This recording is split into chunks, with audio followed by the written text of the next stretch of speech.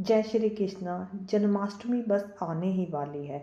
भगवान श्री कृष्ण का जीवन केवल कथा नहीं बल्कि हर युग के लिए प्रेरणा है। इसलिए आज से हम शुरू कर रहे हैं श्रीमद् भागवतम के 10वें स्कंद की अद्भुत कथाएं, जहां मिलेगा हमें कृष्ण की बाल लीलाओं से लेकर गहन आध्यात्मिक ज्ञान तक का खजाना।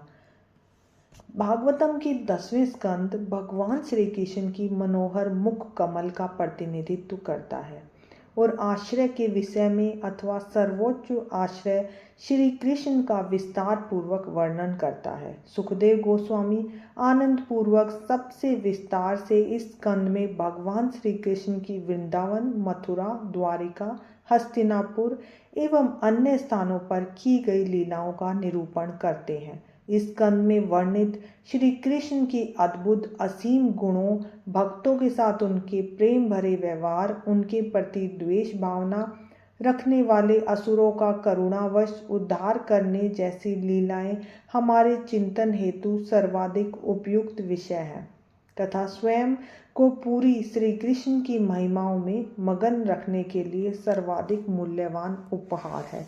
श्री कृष्ण की लीलाओं के विषय में संक्षेप में सुनकर परीक्षित महाराज ने सुखदेव गोस्वामी से विस्तार पूर्वक श्री भगवान की अमृत भरी लीलाएं सुनने का निवेदन किया। सुखदेव जी बोले, एक समय आसुरी शक्तियों के बोझ तले दबकर माता भूमि एक गाय का रूप लेकर ब्रह्मा जी के पास आई।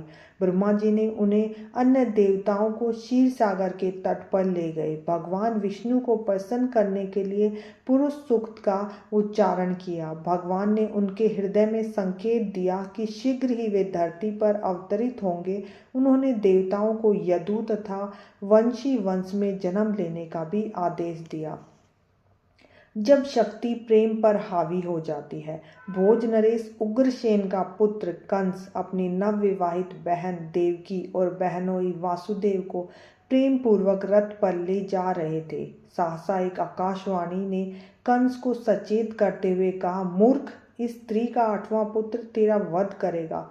पापी कंस ने देवकी का सिर काटने के लिए तुरंत अपनी तलवार निकाली, किंतु वासुदेव ने कंस को रोका और शास्त्रों तर्क द्वारा उसे शांत करने का प्रयास करने लगे। कंस के मन में देवकी के वध की दृढ़ता को देखकर वासुदेव ने देवकी की संतानों को जन्म लेते ही कंस को सौंपने का वचन दिया।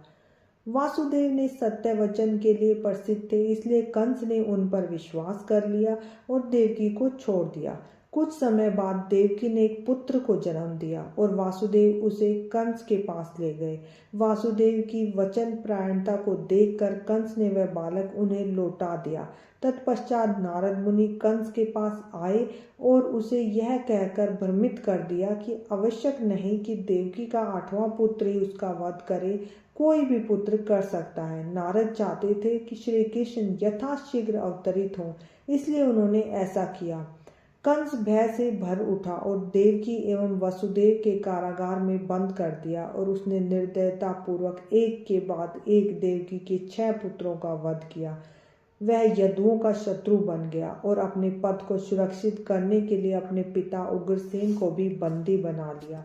लोभी, असुरक्षित और निर्दयी शासक अपना स्वार्थ सिद्ध करने के लिए अपने माता पिता, भाइयों और मित्रों का वध भी कर सकते हैं। दूसरी ओर निस्वार्थ तथा करुणामय भक्त अन्यों के हित का हर संभव प्रयास करते हैं। तो इस घटना से हमें आज के समय में क्या शिक्षा मिलती है कि जो भय होता है वो इंसान को अमानवीय बना देता है। जैसे कंस ने मृत्यु की जैसे ही भविष्यवाणी सुनी तो उसके मन में भय उत्पन्न हो गया और वह अपनी बहन का हत्यारा बनने के लिए तैयार हो गया।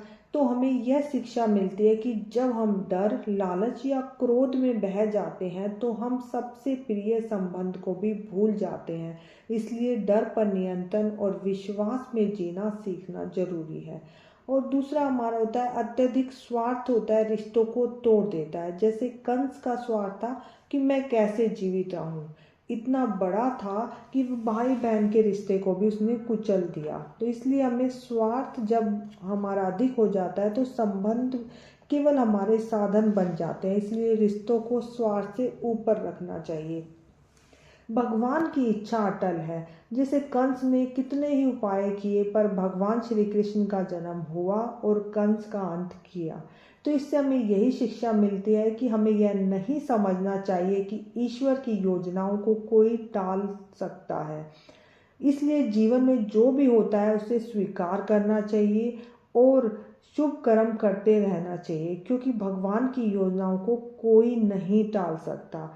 भय से नहीं, विश्वास से हमें जीना चाहिए। कंस ने भय से प्रेरित होकर बहुत गलत काम किए। इसलिए जीवन में चाहे कितनी भी विपत्ति हो, भय की बजाय हमें विश्वास और साहस के साथ निर्णय लेने चाहिए। तो हमने इससे यही सीखा कि हमें भय नहीं, विश्वास के साथ, स्वार्थ नहीं, संबंधों को महत्व देना चाहिए और जो भी हो भगवान की योजना पर पूरा भरोसा रखना चाहिए। जय श्री कृष्ण। तो इसी प्रकार भगवान श्री कृष्ण की आगे लीला हम सुनते रहेंगे। तो ये सुनने के लिए प्लीज़ लाइक और सब्सक्राइब करना। जय श्री कृष्ण।